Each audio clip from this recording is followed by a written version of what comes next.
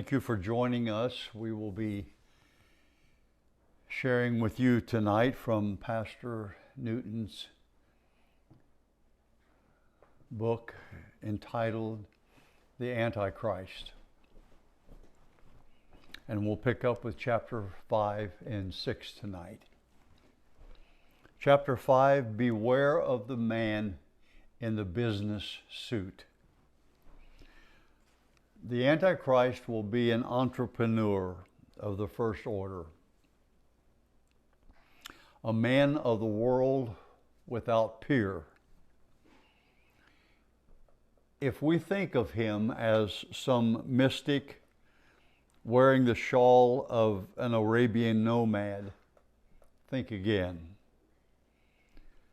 He will be seen taking flights on big airlines, heralded as he leaves and applauded as he arrives. He will be like a Messiah among third world nations as he busies himself in parceling out the wealth of the world to the benefit of all. He will be received with awe as he is called upon to reveal his mystical answers to the great corporations of business throughout the world. He will have a one world mentality that will not yield to the selfish interest of the few. He will demonstrate all that it takes to make him look like a savior to the world. He will be a statesman, well versed in world politics. All men will give ear to him as he begins pouring out answers to insurmountable problems.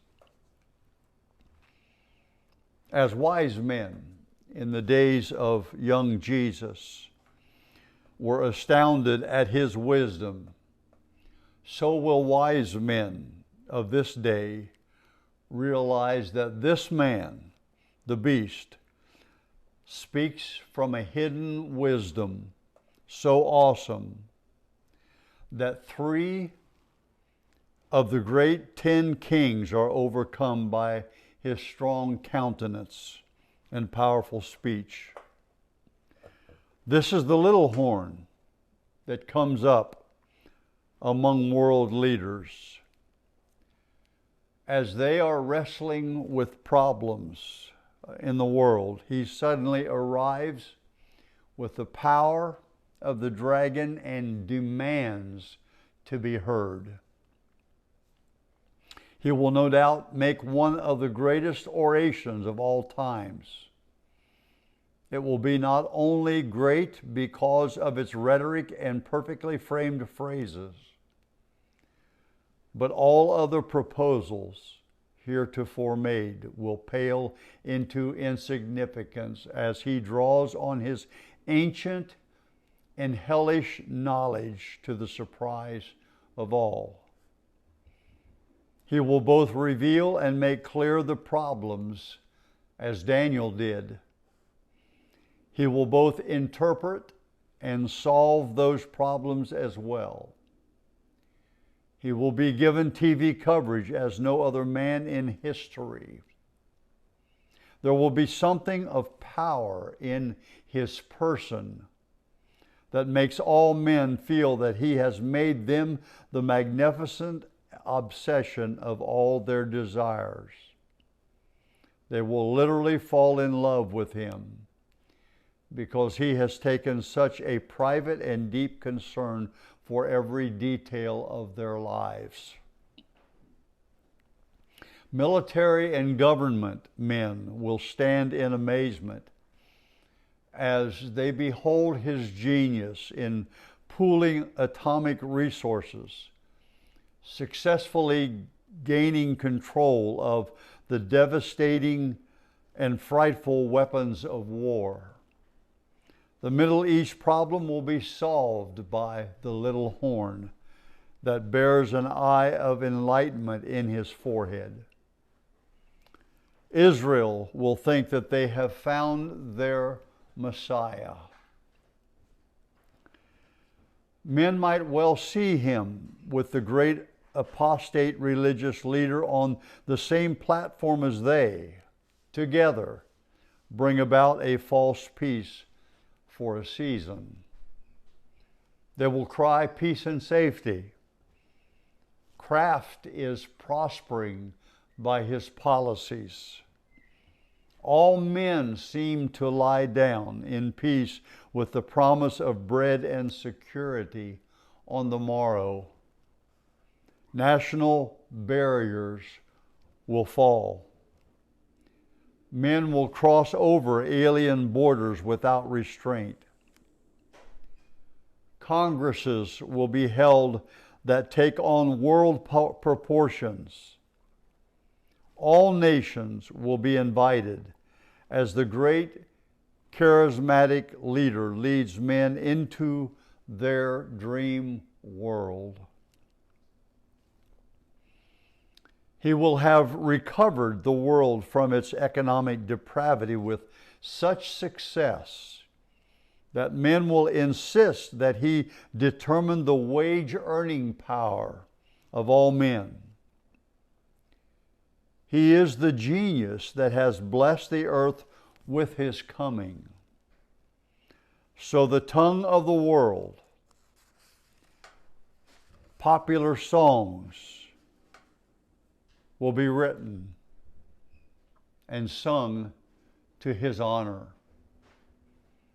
He will instill into this people of prosperity and influence that to look beyond the excellence of man to the heavens would be foolish.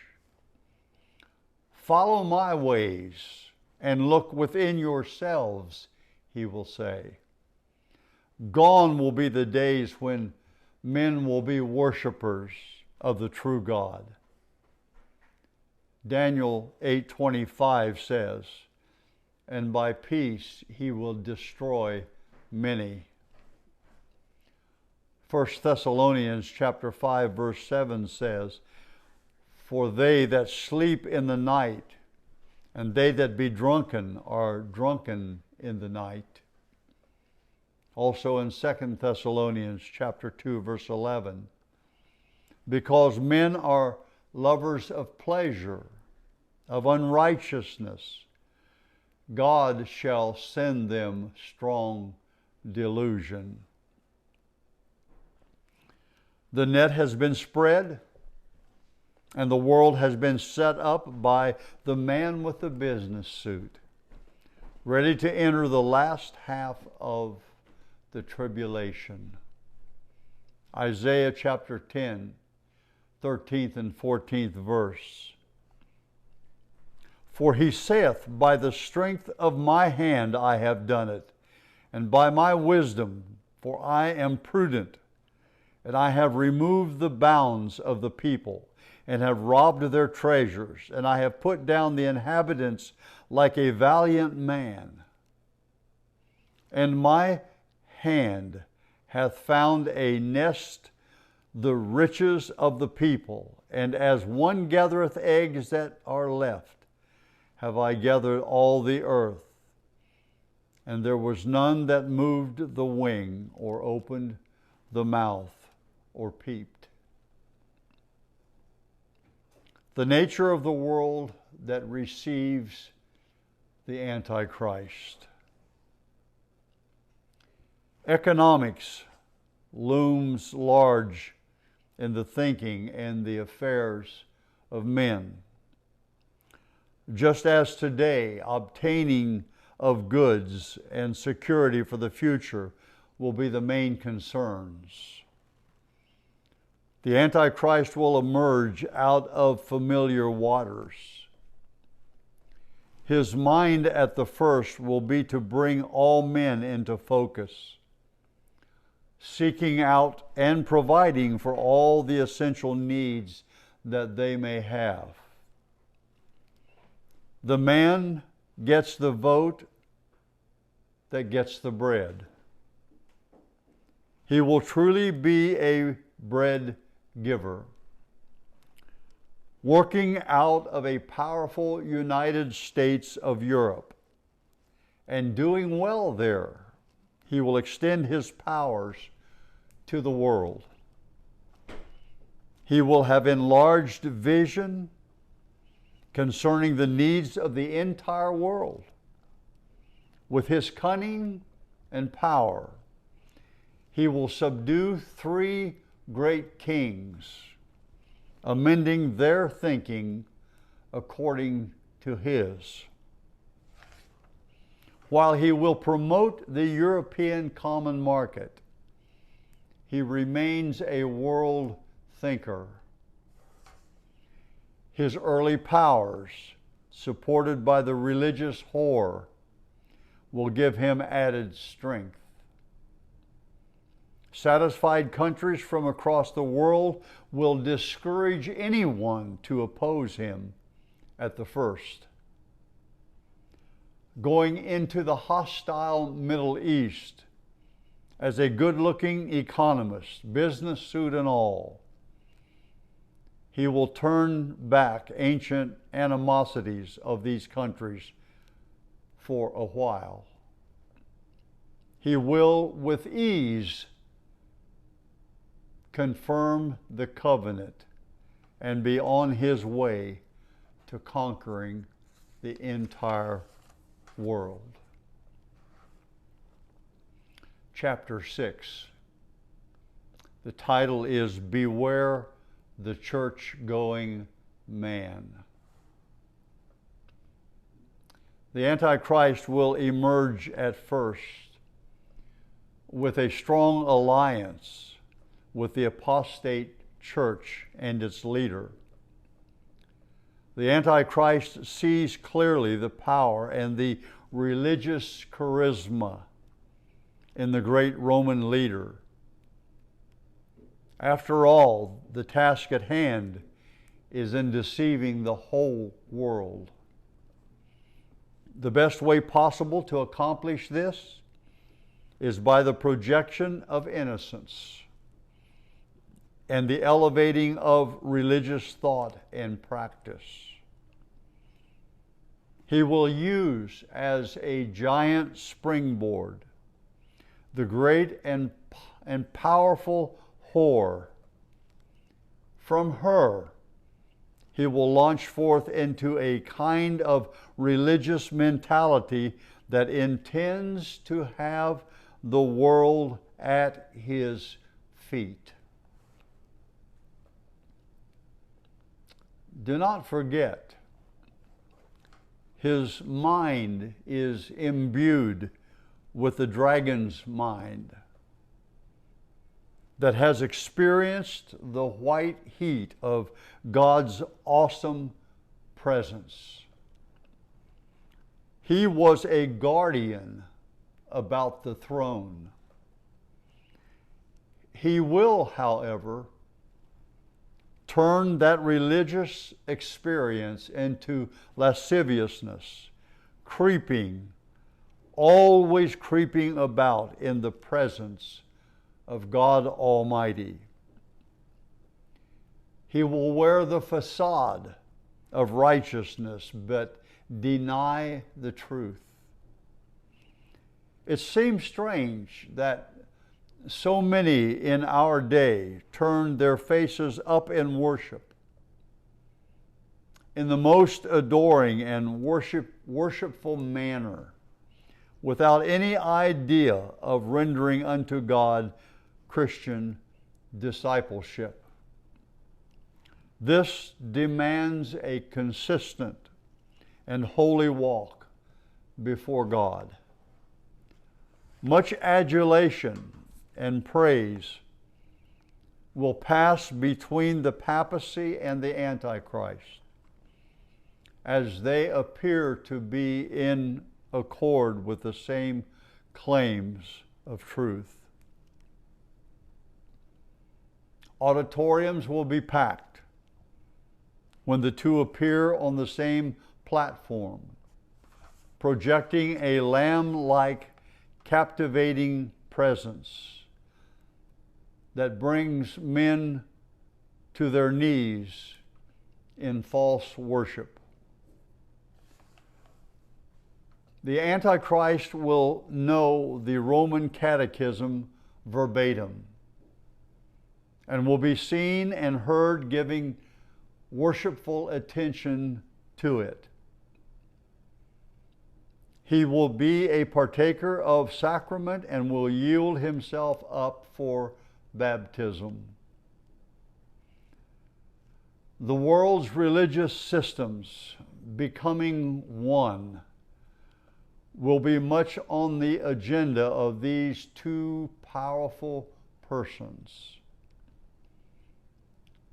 While being a powerful political person, he will change the political mood for a religious one when he attends the worship service of the world church.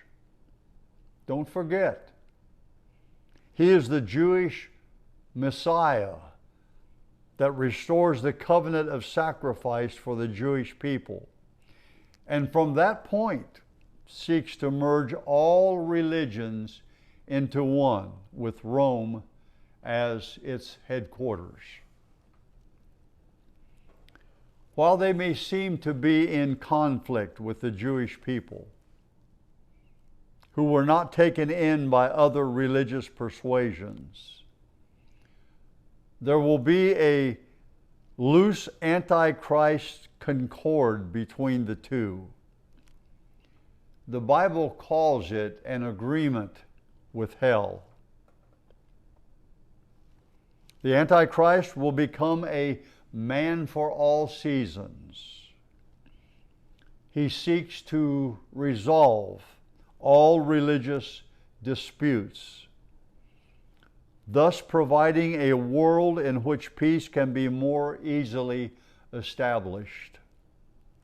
He will be knowledgeable in both Old and New Testament texts.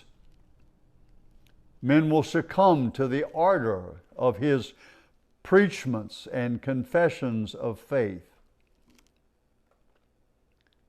Because of his inner evil nature, he will begin, after so long a time, to emphasize the power and energy that lies resident in us. The New Age concept will, little by little, creep into his statement of faith. From that time on, he, having only a form of godliness, will seek to elevate his righteous position by showing himself to be God. The abomination of desolation is religious. It got its beginning from heaven, where the dragon was once a cherubim of light. It will be his religious claim that will be his undoing. He deceives himself as to his true identity, and it will drive him to do the abominable thing, claiming himself to be God in the very temple of God. Now he has the whole world laying in the lap of his wickedness. False religion will be the means by which the world will lose its soul. It will not be wars, famines, or the vials of wrath, even though they do come. They will be damned because they are duped and religiously drunk world. Remember Paul's exhortation found in 2 Thessalonians chapter 2, verse 11. And for this cause God will send them strong delusions, that they should believe a lie, that they all might be damned who believed not the truth, but had pleasure in unrighteousness. What is all deceitfulness of unrighteousness? It is plainly turning truth into untruth and turning righteousness into unrighteousness. The mystery of iniquity is not so much involved with guns and wars as it is a religion that seeks to have no cross, no Christ, no God, but maintaining an outward godly the form, but nonetheless. The bright cherub being around the throne of God was guilty of mishandling the blessed truth that came from his presence. This eventually turns back on oneself and destroys the soul that is involved in it. Now, isn't it strange? The people who had so little time for the true God and done despite unto his grace are the ones found foaming out their own shame in a satanically inspired worship before the beast.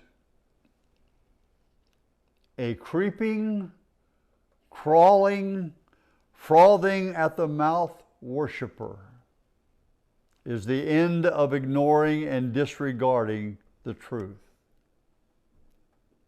Cain in Jude chapter 11. Cain cannot simply offer up a wrong sacrifice and feel that that is the end of it. The Bible states in this verse that there is a way of Cain. What way?